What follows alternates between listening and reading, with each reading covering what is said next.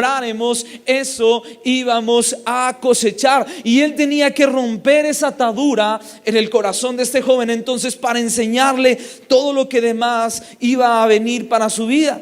Por eso necesito entender que para poder cosechar es necesario primero sembrar. Diga conmigo, para poder cosechar necesito sembrar.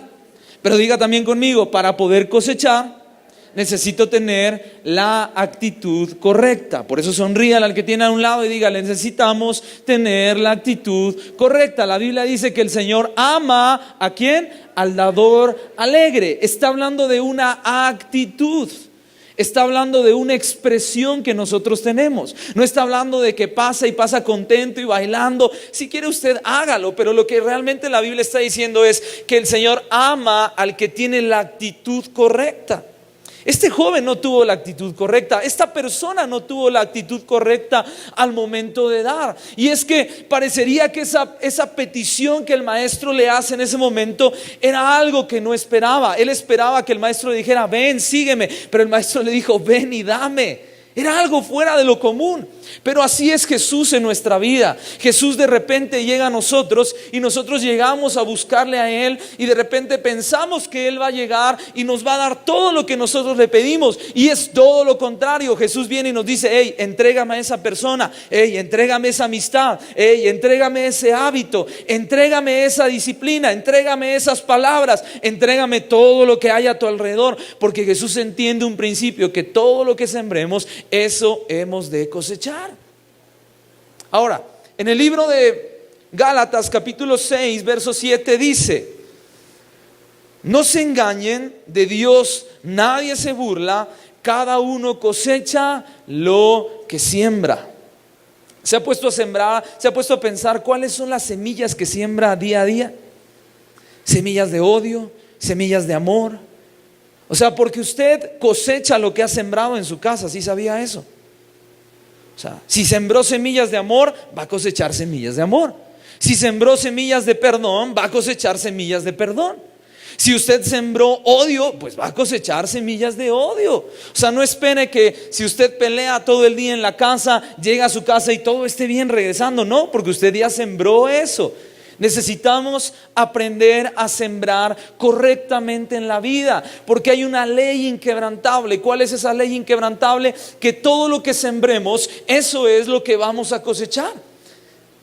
Todo lo que sembremos, nada está excluido. Todo lo que usted y yo sembremos, en algún momento el Señor nos lo tiene preparado, envuelto con su moñito para entregárnoslo cuando lo hemos de recibir. Pero si usted ha sembrado buenas semillas, créame y tenga por seguro que va a cosechar esas semillas. Diga conmigo, voy a cosechar las semillas que he sembrado. ¿Cuántos creen que van a cosechar las semillas que han sembrado? Usted tiene que creer en eso. Yo quiero declarar esta mañana sobre su vida que toda semilla que haya sembrado, todo lo que haya usted puesto en las manos del Señor, en algún momento lo va a cosechar. Por eso mi cosecha dependerá de la semilla que yo siembre. La cosecha que yo espero recibir en casa, la cosecha que yo espero recibir en la familia, la cosecha que yo espero recibir en la reunión, en la célula, en el grupo, aún en mi matrimonio, dependerá de la semilla que yo siembre en algún momento. Por eso es bien importante entender que la forma en la que nosotros vivamos ahora va a ser la forma en la que nosotros vamos a cosechar esa vida que ahora estamos sembrando. Si usted se está preparando, está teniendo buenos hábitos, está cambiando su forma de vivir, está sembrando semillas correctas, en algún momento lo va a ver sobre su vida.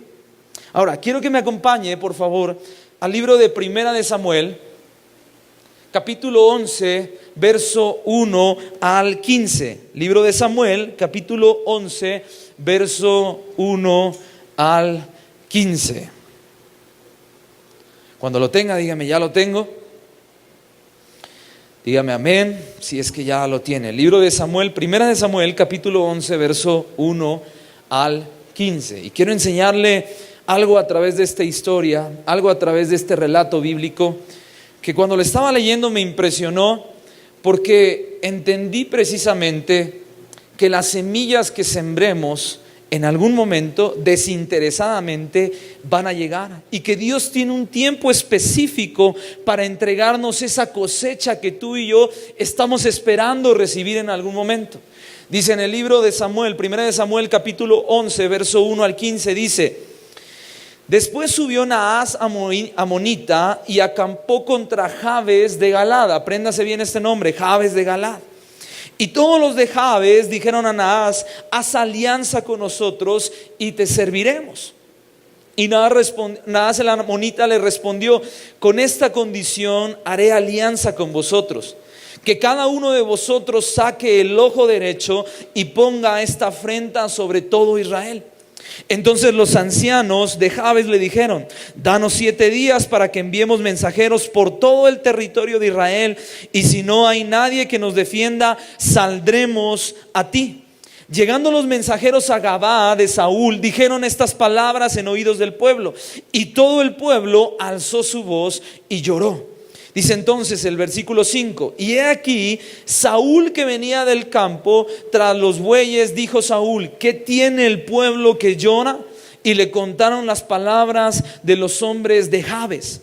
Y al oír Saúl estas palabras, el Espíritu de Dios vino sobre él con poder, y él se encendió en ira en gran manera. Y tomando un par de bueyes, los cortó en trozos y los envió a todo el territorio de Israel por medio de mensajeros, diciendo: así hará con los bueyes del que no saliere en pos de Saúl y en pos de Samuel. Y cayó temor de Jehová sobre el pueblo, y salieron como un solo hombre. Y los contó Besec, y fueron los hijos de Israel 300,000, y 30,000 los hombres de Judá. Y respondieron a los mensajeros que habían venido: así diréis a los hombres de Jabes de Galad: mañana al calentar el sol seréis librados. Y vinieron los mensajeros y lo anunciaron a los de Jabes, los cuales se alegraron. Vea lo que dice la Biblia. De repente los amonitas, que fue un pueblo que siempre intentó destruir al pueblo de Israel, se enfrentaron en esa batalla y le dijeron a los de Jabes: mañana vamos a ir contra ti y te vamos a destruir. Entonces los de Jabes dijeron en ese momento: haz alianza con nosotros. Y los amonitas dijeron: no queremos hacer ninguna alianza contigo. Entonces ellos dijeron: danos un tiempo para ver si hay alguien que nos defienda, y entonces así podremos tomar una decisión. Y entonces envían los mensajeros a Saúl, y el pueblo escucha lo que estaban haciendo en contra de los de Jabes. Y entonces Saúl se llena de ira, el Espíritu del Señor viene sobre él y dice: mañana saldremos y vamos a defenderlos. Saúl junta todo el ejército, y entonces Saúl sale a defender a un pueblo que había sido amedrentado por los amonitas. Era un pueblo destruido e intimidado, porque ellos llegaron y les dijeron: mañana los vamos a destruir. La única opción que tenían estos en ese momento era hacer una alianza, pero dijeron ellos: no queremos hacer ninguna alianza contigo. Entonces dijeron ellos: déjanos o danos un espacio para ver si hay alguien que nos defienda. Y Saúl, al escuchar entonces las palabras de este pueblo, dijo: no podemos dejarlos solos. Dicen que se llenó en gran ira, se llenó en ira. El Espíritu del Señor vino sobre él, y entonces tomó la decisión de salir y defender a un pueblo que estaba amedrentado, a un pueblo que no tenía por qué hacerlo en ese momento. Era un pueblo destruido e intimidado. Quizá nadie podía defenderlo en ese momento, pero Saúl había creído en ellos. Saúl tendría que arriesgar a su pueblo para defenderlos sin tener alguna razón para hacerlo. Es más, no le encuentro sentido del por qué Saúl tenía que defenderlos. Si lo vemos políticamente, quizás sí. Porque para un rey, para alguien que asumía el cargo, lo mejor en ese tiempo era tener buenas relaciones. Alguien que esté en el poder siempre busca tener buenas relaciones, siempre busca tener buenas amistades. Saúl probablemente quiso hacerlo de esa manera, pero arriesgar a un pueblo por un pueblo intimidado que quizá no valía la pena ante los ojos del hombre, arriesgar la vida en ese momento quizá no tenía un significado de gran manera, pero Saúl lo hizo. Saúl se arriesgó a entregar la vida de él y entregar la vida de los que estaban a su alrededor de su ejército por un pueblo que parecía estar intimidado. Saúl estaba entendiendo un principio. Saúl entendía que en las semillas que en algún momento se sembraren, eso iban a cosechar. No tenía razón Saúl de defender a ese pueblo. No tenía por qué arriesgar a todo su ejército. No tenía por qué convocarlos a todos. Dicen que eran 30,000 los que salieron a la batalla, más los de Judá. Pero dice que se reunieron todos, salieron a la batalla, y versículos después narra cómo los destruyen y rescatan a los de Jabes. Los de Jabes toman la decisión de servirle a Saúl. Eso significa algo, mire. Usted y yo, a veces parecería que lo que hacemos es muy insignificante. Parecería que nuestras semillas no tienen importancia en algún momento específico.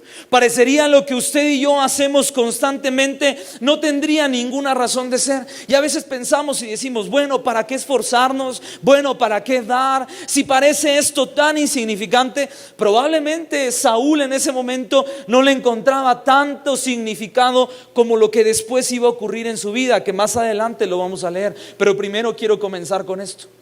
Las semillas que a veces usted y yo sembramos parecen tan insignificantes. Parece que a veces el terreno donde vamos a sembrar no tendría tanto valor como en algún momento va a tomar el valor o el significado que Saúl va a recibir. ¿Se ha dado cuenta cómo Puebla va creciendo? ¿Se ha dado cuenta cómo Puebla se ha ido extendiendo? ¿Se ha dado cuenta cómo lugares donde antes no valía un peso ese terreno ahora valen millones? ¿Sí se ha dado cuenta de eso?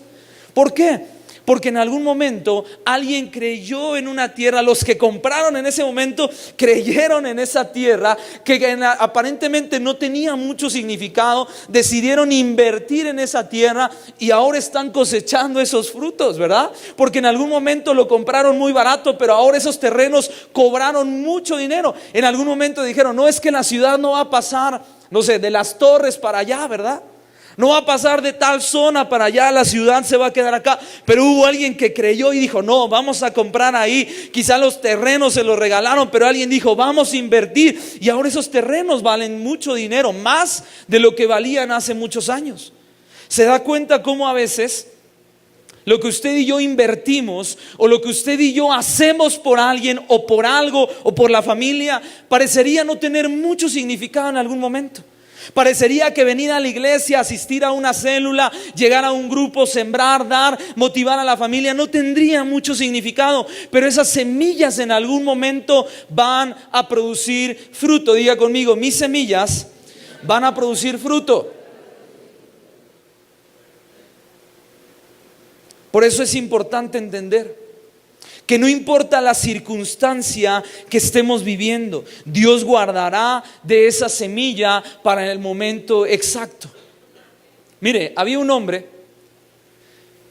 este hombre tenía un caballo, y entonces este hombre se la pasaba en casa y cuidaba de su caballo y decía, qué bonito caballo tengo, ¿verdad? Y este hombre cuidaba mucho de su caballo, pero de repente una noche se abrió el potrero y entonces el caballo salió corriendo y se le escapó.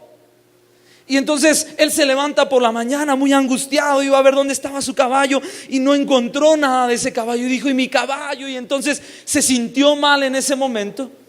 Pero de repente este hombre tenía un vecino y sale el vecino chismoso, ¿verdad? Y le dice, híjole, tu caballo, qué mal día tuviste con ese caballo que se te escapó. ¿Verdad que fue un mal día? Y entonces el dueño del caballo le dijo, no, no te preocupes, mira, por algo pasan las cosas. No, pero ¿cómo no me voy a preocupar si ese caballo se te perdió? Ha sido un mal día para ti. Y él le dijo, no, no te preocupes, todavía no ha sido un mal día para mí. Y entonces este seguía insistiendo, no, sí fue un mal día para ti. Bueno, la cosa es que se desesperaron y cada uno fue para su casa, ¿verdad? Y entonces llega el otro día en la mañana, vaya sorpresa que se lleva este hombre, que el potro que se le había ido era un potro salvaje. Y usted sabe que los potros salvajes doman a otros caballos y entonces los juntan. Y entonces en lugar de uno le llegaron 12 caballos más.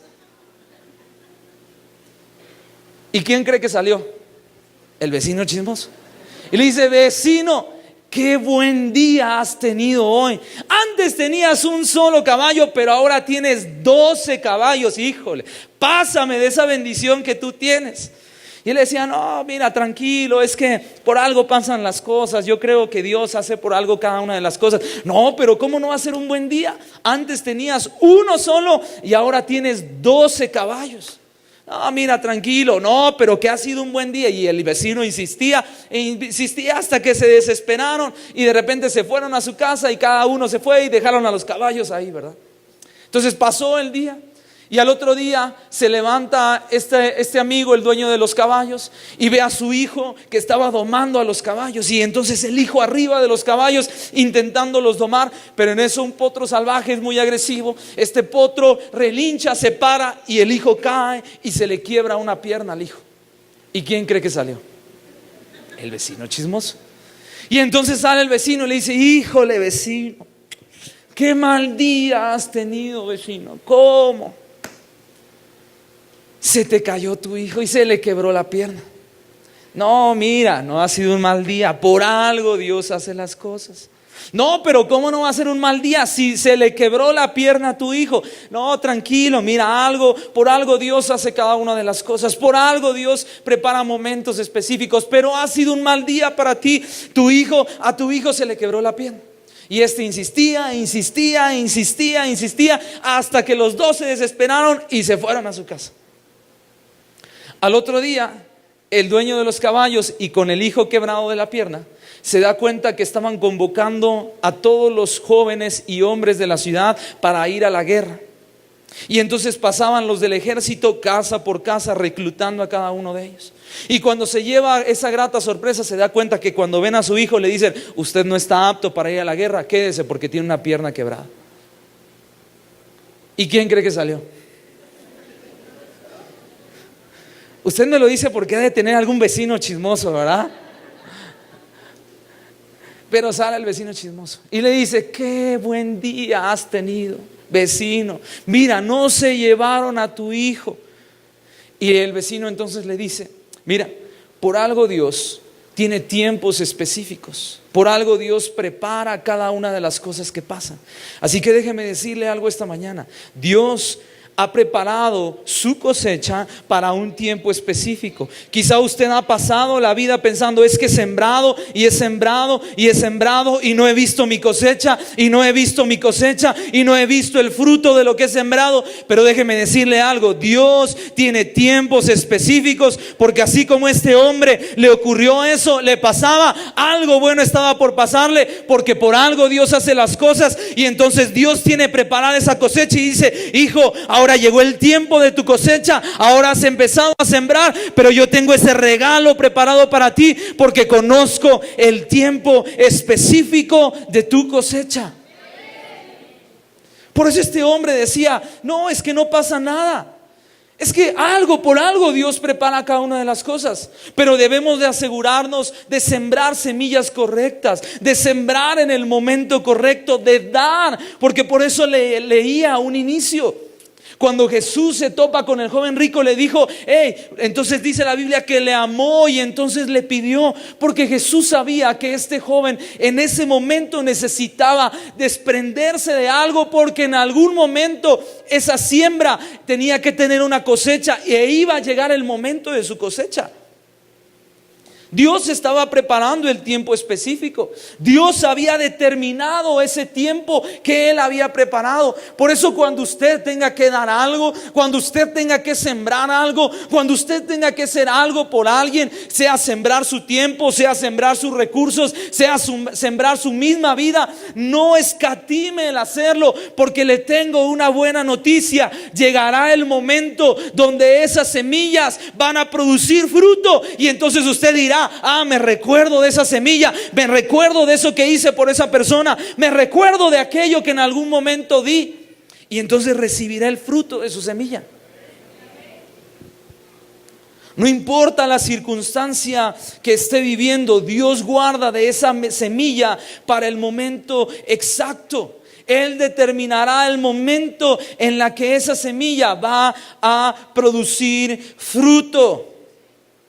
Por eso necesitamos entender que las semillas que ahora siembren podrán ser cosechas que mis generaciones recibirán. Quizá usted no lo esté recibiendo ahora, quizá usted no lo esté viendo ahora, pero sus hijos, sus nietos, sus bisnietos van a cosechar esas semillas que ahora usted está sembrando, porque ha comenzado a sembrar, ha comenzado a sembrar. Por eso el Señor llegó con el joven rico, y el Señor no significa que no nos ame cuando nos pide. El Señor nos ama y por eso nos pide nuestro tiempo, nos pide la vida, nos pide el corazón, nos pide todo lo que le podamos dar, porque en algún momento vamos a cosechar esas semillas. Yo recuerdo hace tiempo, yo viví en uno de los departamentos que viví cuando recién estudiaba en la universidad.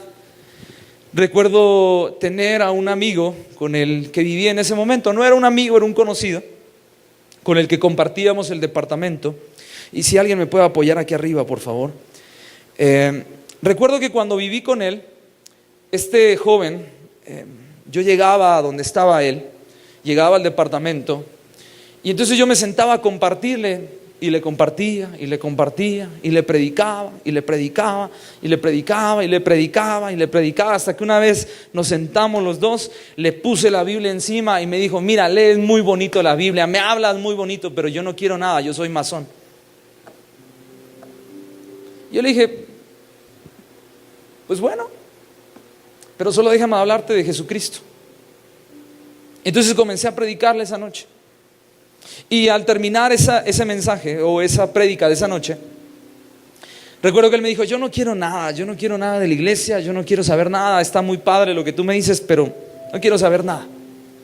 Entonces yo terminé la carrera, terminé de estudiar y lo dejé de ver por mucho tiempo. Y recuerdo que ya no supe absolutamente nada de él. La vida que él llevaba era una vida muy diferente a la que yo llevaba en ese momento, y entonces decidimos mejor ya no vivir juntos, y pasó el tiempo, ¿verdad? Hasta hace poco yo estaba Facebook, y de repente veo que a mi Facebook me llegan mensajes, pero justo me había llegado un mensaje.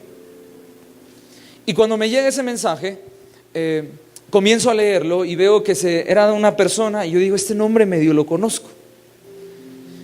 Y entonces era prácticamente una carta. Y cuando yo comienzo a leer esa carta, me doy cuenta que era este chico o esta persona. Y me empezó a escribir en esa carta que él me escribía, y me decía: gracias, porque ahora conozco de Jesucristo. Hace 3 años acepté a Jesucristo en mi vida ha sido transformada. Gracias por esas palabras que un día me dijiste. Ahora sirvo al Señor, me estoy preparando para ser pastor. Me estoy preparando para servir al Señor. He decidido entregar mi vida. Ahora ayudo a personas, sirvo junto con unos pastores, hago esto en la iglesia, realizo esto, y ahora he entregado completamente mi vida a mi Señor Jesucristo. Y te escribo estas palabras porque quiero agradecerte por eso que hiciste por mí, porque sembraste palabras en mi corazón. Y me empezó a redactar una carta ahí que cuando yo la leí me llenó de tanta alegría, conmovió mi corazón. Y yo pensé en ese momento lo que ahora le estoy compartiendo, y dije: qué bueno es sembrar semillas. Créame que cuando le compartí a esa persona era duro para predicarle, pero el Señor alcanzó su vida. El Señor produjo fruto de esas semillas que en un momento se sembraron. Y cuando él me escribía: ahora sirvo al Señor, me estoy preparando para ser pastor, he entregado mi vida a mi Señor Jesucristo y ahora le sirvo completamente, yo entendí que a veces, aunque el terreno no se vea fértil, a veces aunque no sea la mejor condición para poderlo hacer, a veces no sea el momento preciso, a veces uno tenga que sacrificar tiempo, tenga que invertir recursos, tenga que hacer algo por sembrar, la tierra siempre el Señor la producirá para que sea fértil y en algún momento esas semillas produzcan fruto. Por eso no es necesario cansarnos de cosechar, de sembrar. Quizá hoy estés sembrando con lágrimas tu tiempo, una ofrenda, tu diezmo, lo que tú estés sembrando, tu familia, tus recursos, lo que hay en tu vida. Pero yo quiero declarar que si hoy estás sembrando con lágrimas, vendrá el tiempo, vendrá el momento que el Señor ha preparado para cosecharlo en sobreabundancia en el nombre poderoso de Jesús. Pero necesitamos entender que es necesario sembrar, que es necesario dar nuestra vida, que es necesario invertir nuestro tiempo. Yo no le encuentro a mi vida razón diferente de ser que no vivir para Cristo. No le encuentro motivo diferente a mi vida para no vivir para Cristo todos los días. No encuentro, me pongo a pensar y digo, ¿qué sería de mi vida si yo en algún momento tuviera otro estilo de vida? No me imagino cómo sería esa vida. No me imagino cómo sería mi vida sin Cristo. No me imagino cómo sería mi vida sin sembrar, sin dar, sin entregar mi tiempo para que ver una generación transformada. No me imagino cómo sería mi vida. Pero a veces es necesario dar, es necesario esforzarse, es necesario creer. Es necesario creer por tu familia, que aunque veas que quizá no está produciendo buen fruto esas palabras, tú llegas y tú quieres bendecir a tus hijos, pero tus hijos no recibas esa bendición. No te canses de hacerlo, porque en algún momento vas a ver fruto de esas palabras. No te canses de sembrar buenas semillas sobre tu familia. No te canses de sembrar buenas semillas en tu matrimonio. No te canses de sembrar buenas semillas en la iglesia, porque en algún momento vas a ver la cosecha de esas semillas. ¿Se recuerda de lo que leímos de Saúl? ¿Sí se recuerda? ¿Qué fue lo que hizo Saúl con los de Jabes? Acompáñeme a 1 de Samuel, capítulo 31. Verso 8, versículo 8 al 13. Primera de Samuel, capítulo 31, versículo 8.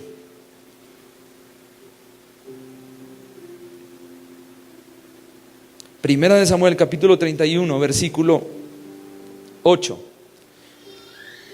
Dice: y sucedió que al día siguiente, cuando vinieron los filisteos a despojar a los muertos, hallaron a Saúl y a sus 3 hijos caídos en el monte de Gilboa. ¿A quiénes encontraron? A Saúl y a sus hijos. Habían caído muertos en batalla. Los filisteos les habían cortado la cabeza y los despojaron de sus armas, y enviaron mensajeros por toda la tierra de los filisteos para que llevaran las buenas nuevas a la casa de sus ídolos y al pueblo. Vea lo que dice acá. Encuentran muerto a Saúl y a sus hijos. Y entonces los filisteos, en ese tiempo, una forma de demostrar poder y autoridad sobre otro pueblo y mostrar vergüenza era cortarle la cabeza al rey o cortarle la cabeza a los del ejército, llevarlo por todo el pueblo arrastrando y mostrarle a todo el pueblo que su Dios era más poderoso. Pero dice el versículo 10: pusieron sus armas en el templo de Astarot y ataron su cuerpo al muro de Betzán.